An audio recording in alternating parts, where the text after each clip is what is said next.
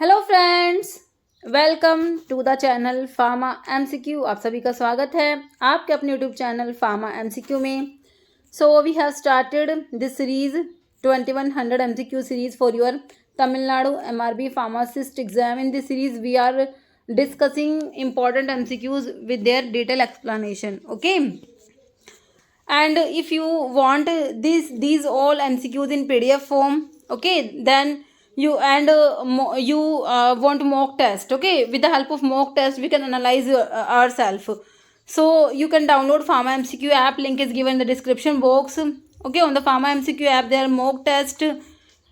With the help of mock test you can analyze yourself. Okay, so in this series we have discussed up to question number 200. Okay,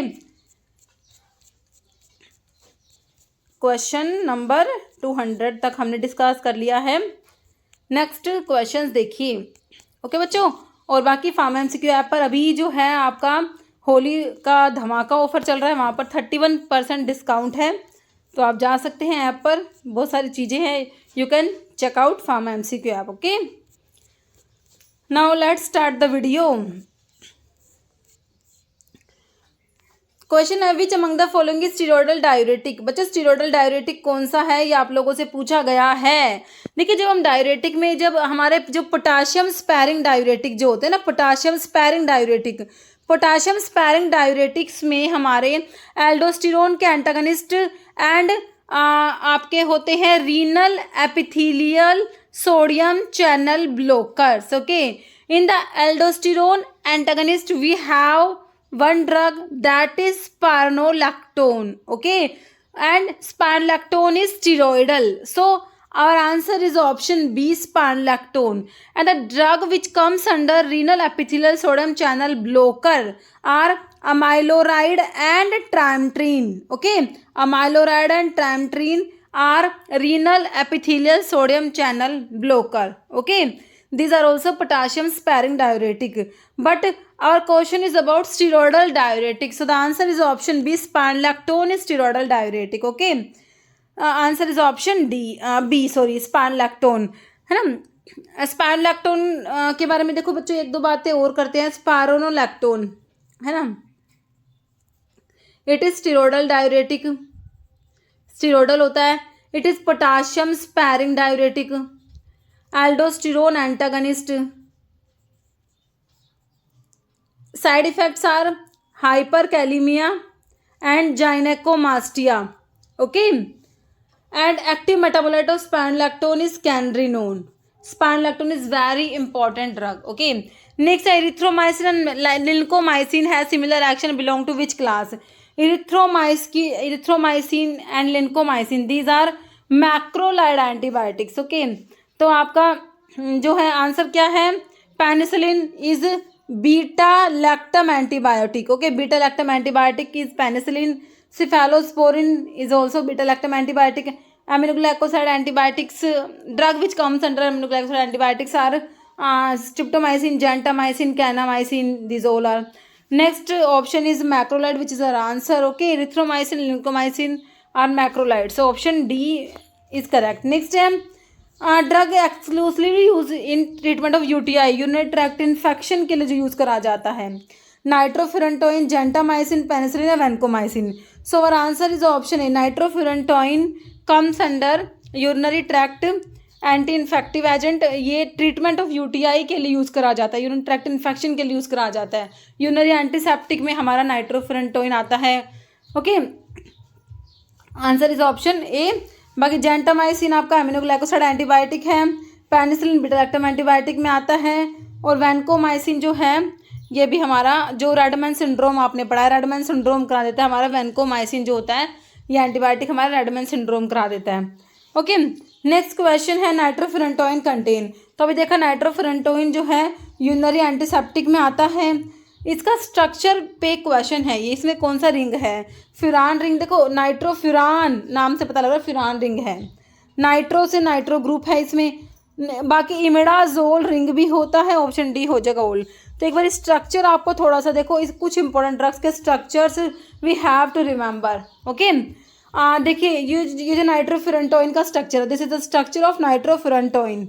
okay, so in this structure we have furan ring, nitro group and imidazole ring, imidazole 2,4-dione. Okay, next है drug used in rheumatoid arthritis and the drug which are used in rheumatoid arthritis. Okay, hydroxychloroquine, methotrexate, ansetsol, all three drugs, all these drugs are used in treatment of rheumatoid arthritis. Answer is option D. Okay, classification of rheumatoid anti-rheumatoid drug is rheumatoid arthritis is autoimmune disease. Okay, so the classification में क्या आता है, disease modifying anti-rheumatoid drug DMARDs. Okay, drug which comes under DMARDs are immunosuppressants, methotrexate, azathioprine, cyclosporin, sulfasalazine, chloroquine or hydroxychloroquine, leflunomide, gold, sodium thiomalate, oranophin and D-penicillamine. Okay, next biological response modifier, TNF alpha inhibitor, interleukin 1 antagonist आते हैं. TNF alpha inhibitor में infliximab, adalimumab, etanercept आता है. Interleukin 1 antagonist is anakinra. Adjuvant drug में corticosteroids और prednisolone others आ जाएगा. जैसे psoralen is used in treatment of acne, urticaria, skin infection, psoriasis. Okay, psoralen is used in treatment of psoriasis. Option D will be right. These are phenothiazines, butyrophenol, thioxanthines are used in the treatment of depression, pain, sleep disturbance या schizophrenia. Okay, these are neuroleptics drug, neuroleptics और antipsychotic. Okay, so answer is depression, pain, sleep disturbance नहीं होगा. Option D schizophrenia. Okay, तो antipsychotic का classification देखिए फिनोथायाजिन्स में आपका आते हैं कौन कौन सी ड्रग आती है.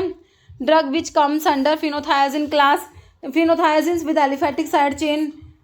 Drugs are chlorpromazine, triflupromazine. Phenothiazines with piperidine side chain. Drugs are thioridazine, mesoridazine. Phenothiazines with piperazine side chain. Drugs are trifluoperazine, fluphenazine, परफिनाजिन.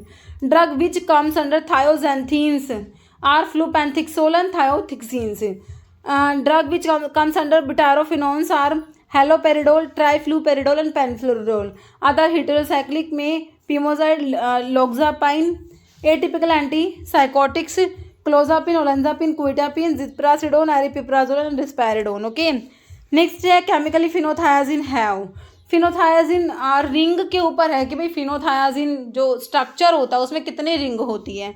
देखो 2 बेंजीन रिंग होती है बच्चों, आपस में नाइट्रोजन और सल्फर से कनेक्ट होती है, मतलब टोटल इसमें 3 रिंग बन जाएंगी. ऑप्शन आपका सी हो जाएगा 3 रिंग्स. ओके, सो देखो आंसर इसका स्ट्रक्चर देखो फिनोथायाजिन का, ये 2 बेंजीन रिंग है, ये कनेक्ट है देखो बच्चों सल्फर और नाइट्रोजन से. तो एक बार क्वेश्चन पुटअप हुआ था कि फिनोथायाजिन रिंग में कौन से हीटेरो एटम प्रेजेंट है. तो हीटेरो एटम कौन से हैं इसमें, हमारा सल्फर और नाइट्रोजन हीटेरो एटम होते हैं.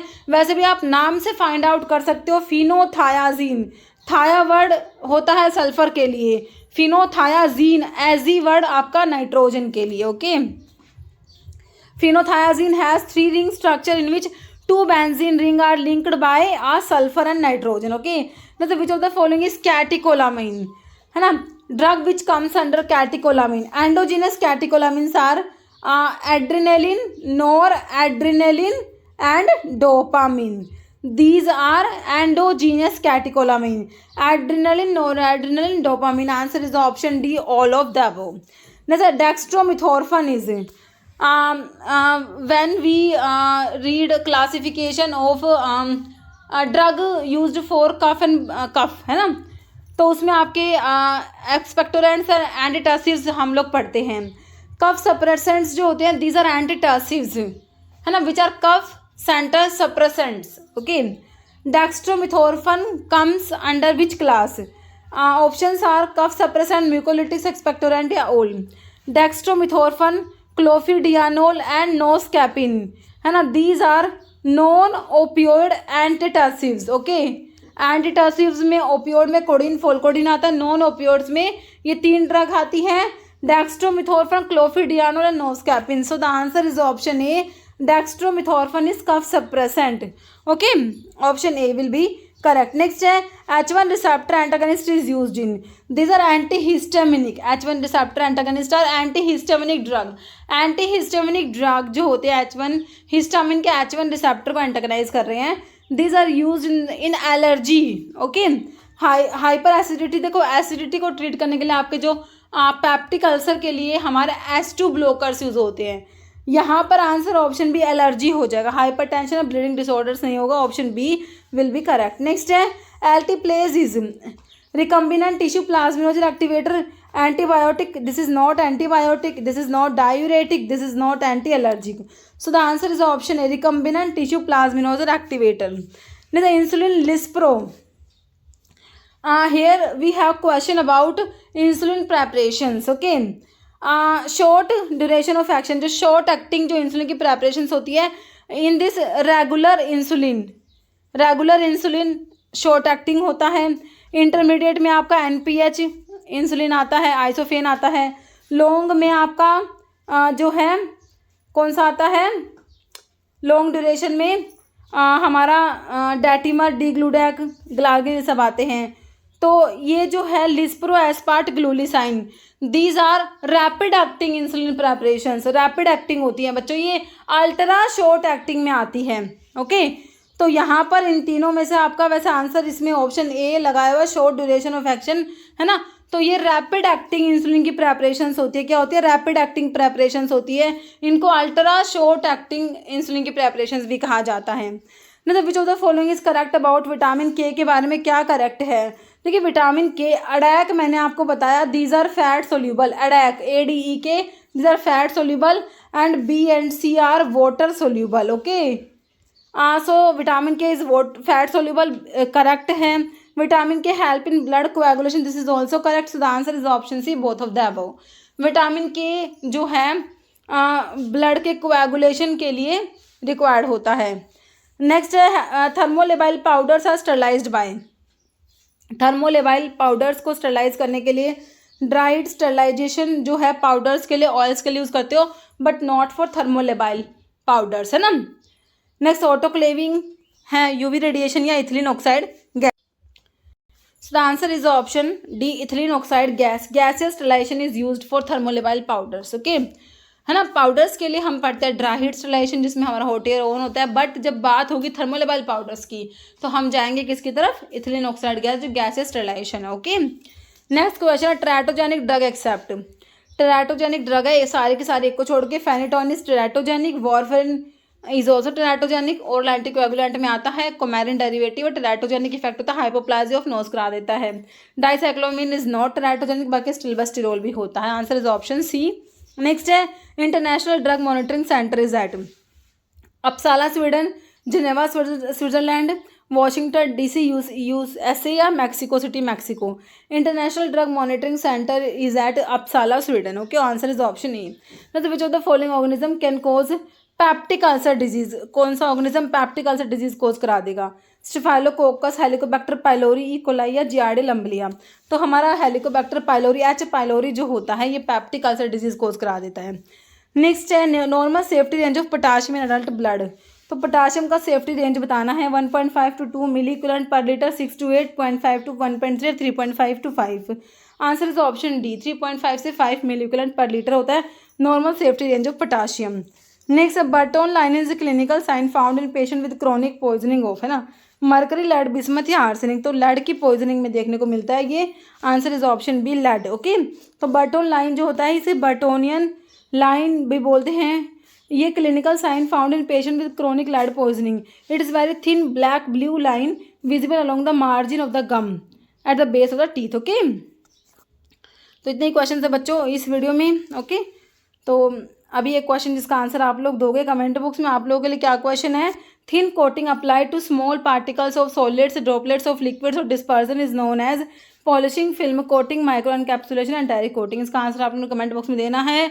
और बच्चों अगर आप मॉक टेस्ट आपको ज्वाइन करना है तो फार्मा MCQ ऐप पर तमिलनाडु MRB फार्मासिस्ट एग्जाम के लिए मॉक टेस्ट है, कोर्स है। बाकी एक मॉक टेस्ट मैंने फ्री में भी तमिलनाडु वाला डाला हुआ है, आप देख लेना कैसा क्या है, ठीक है, तो विजिट जरूर करना। ओके बच्चों, तो इस वीडियो में इतने क्वेश्चन से मिलते हैं नेक्स्ट वीडियो में। Okay, thank you.